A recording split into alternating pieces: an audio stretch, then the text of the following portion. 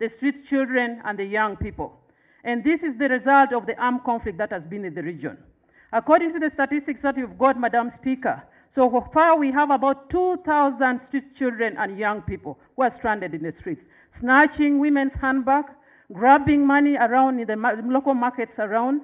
And right on the Speaker, life is becoming, we are getting back in a state of where there is no actual peace again in the real community where these women are living.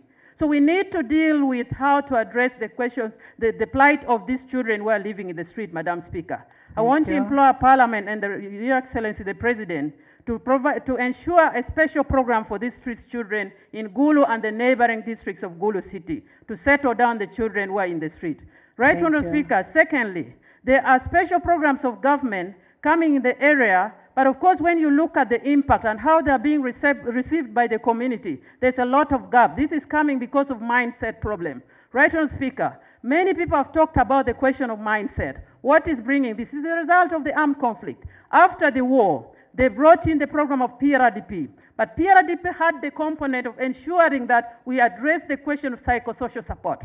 And this was not dealt with comprehensively, Right Honourable Speaker. And for this reason, we rushed quickly to implement development programs. We left the aspect of psychosocial support, Right Honourable Speaker. And that is why today, when we are living in our community, we have so many children who have returned from captivity. We have so many children who are born in captivity. They have nowhere they can belong. And these are people who need to be attended to psychologically very closely, Right Honourable Speaker. And then in our community, I pray that as we celebrate the achievement of peace today, it is very crucial, Right Honourable Speaker, that we provide support to the children who have returned from captivity, to provide support as far as psychosocial development is concerned, so that even the government programs that are coming like PDM and the others could be appreciated by our people. Because once you don't address the mindset of the people, we may not be able to do a lot. Right Honourable Speaker, as I finally make my last statements, Madam Speaker, sir, I want to,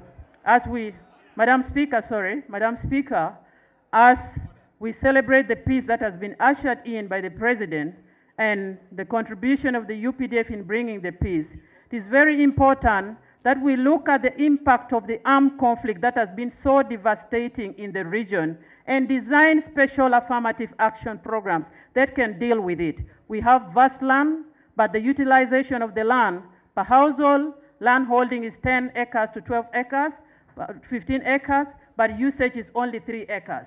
There are capacity gaps in terms of how we can utilize the land that we have.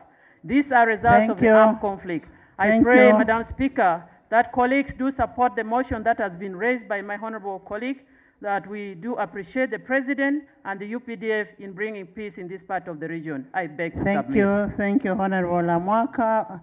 I talked about the issue of compensation.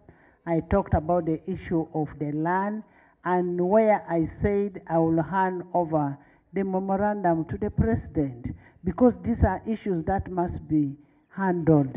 Even after us achieving the peace in this area, this must be handled. When you see a woman defending what happened during that time, personally, I was in Gulu, you know it very well, where you would go and sleep just in Bobby here for 1 week. You cannot come back to Gulu, you cannot proceed, you're under siege. It is, and I'm giving only women to second, because women would be raped by you people. We need counseling of these children, because some of them are born out of that situation there.